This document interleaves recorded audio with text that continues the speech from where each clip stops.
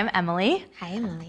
I had a question, kind of what we were just talking about placement and switching it really quickly, you know, going from your nose to your throat to chest and everything, and if you had any wisdom on that, because you do that so much in all of your songs. And It's a control tactic, you know, it's really a control thing. It's breath control, it's knowing how to conserve your energy in the right places, not overdoing it. If you know you have more high notes to hit later, which is sometimes hard when you're living in the moment because you just want to give it all every second of every moment. Can you give me a specific example? Sure. Oh. I kind of know this song.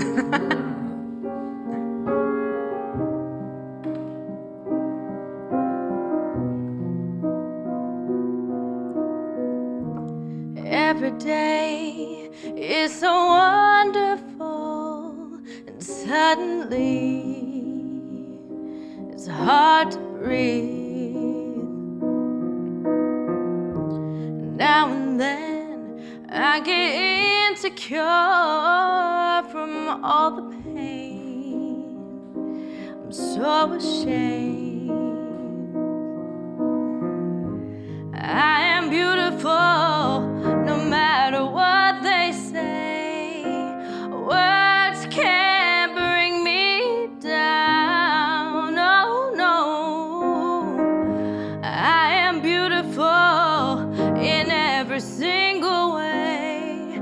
Yes, words can't bring me down, no.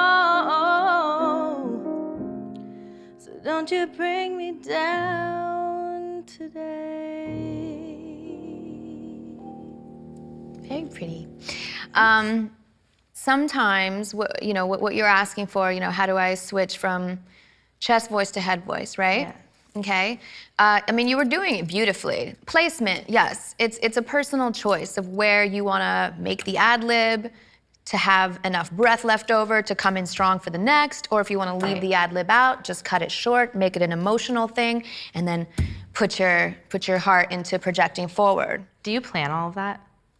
Sometimes I have to, because if I'm gonna do it, say like the record, a lot of times when I'm live, I just want to be in the moment. I don't want to think about the record and how I recorded it, because I just want to play, you know, and I want to be free. Technique is only, I think, it's a quarter of it. Passion and drive and all that is like, to me, like 70 to 90 to 100% of it, you know? It's like, it all stems from passion and finding that emotion that comes from passion and just loving it and living it and breathing it and exuding it. It all comes together like that. But yeah, it is about placement, and it's a personal choice. You know, one of the things that I hear singers sometimes do on The Voice is if they have a crazy big note to come up, they sometimes do linger too long and like, okay, I have to get this intricate ad lib coming into it. It's like, no, throw that away. Nobody's gonna remember that. Because what are people gonna notice at the end of the day? If you did a perfectly good ad lib right at a down moment of the song, that's actually a really good tip, is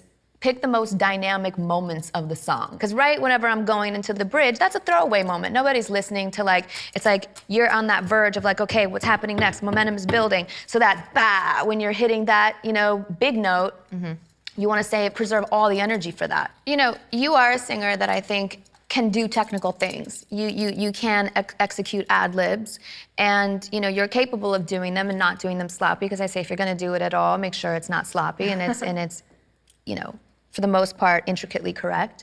There is something to be said also about stripping it down to the emotion. And one of the people that allowed me to discover the gift of beauty and imperfections, not only was, you know, this song, through this song, was the writer of the song, Linda Perry. I was killing myself in the studio, like take after take after take, trying to get this. Like, this song is so important to me because I loved it so much that I just wanted to do it such justice, and I wanted it to really touch people and move people, and I wanted it to be beautiful and a sort of answer and just this beautiful thing of hope for people, you know? And that's something that, had I been on my first record in 17 and was given that song, I'd probably want to embellish all over it. But after a while, you start to be able to be your compass for when it's okay to just, you know, every day is so wonderful, Suddenly, it's hard to breathe. And just like the little breath and the little quiver, it's so meaningful, you know, and it pulls people into you. Rather than like you could sing it all day. Every day is so wonderful. Suddenly, it's hard to breathe. You know what I mean? Like that's over the top, but it's like those are the things that you can explore when you're a singer that just loves to sing and be a little puppy on a playground. Like, okay, I'm digging a hole here and there, and like, you know, it's fun singing.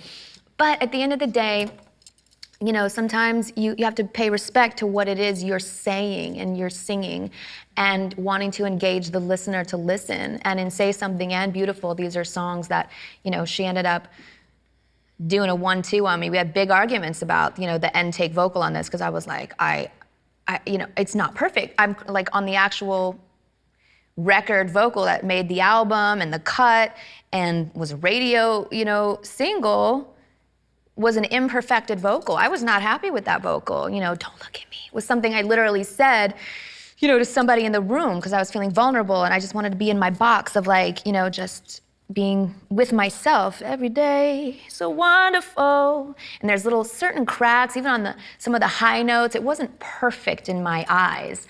But then when you sit back and you really listen to it and digest what it's talking about, and the whole picture of what it is, it's just meant to be a statement of simplicity and honesty. Mm-hmm. And so sometimes that the beauty in the honesty are the imperfections and the little quirks and the quivers and the cracks, you know. Yeah. Suddenly it's hard to breathe. There's no vibrato on the end of breathe, but there's a quiver, you know, and a little breath that's like, it is hard to breathe, you know, because I am insecure and I am all of these things that are beautiful, but that make me feel weak, so I want to hide them. So yeah, let's try and take one where maybe it stems from just pure emotion and thinking about what the words mean to you and being in the moment of the words rather than any embellishments at all. And just see how that feels for a minute. Okay.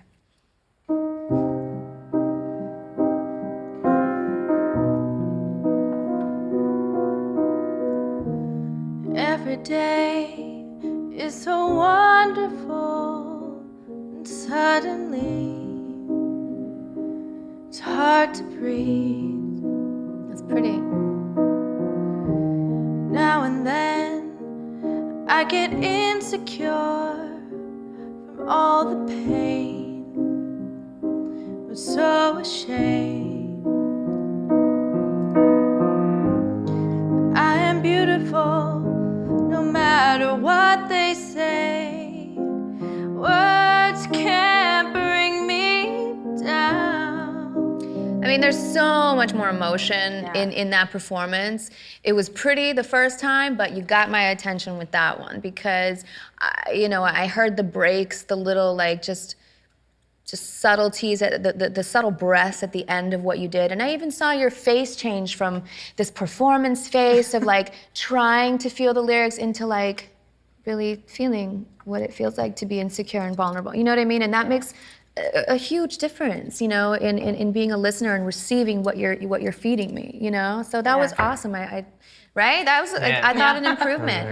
And then as you get comfortable with that kind of singing, then you can make the choices of, okay, I'm gonna put a little embellishment here because it lingers a little bit too long or whatever. You know what I mean? But just give yourself that base of emotion to really feel that first before playing around.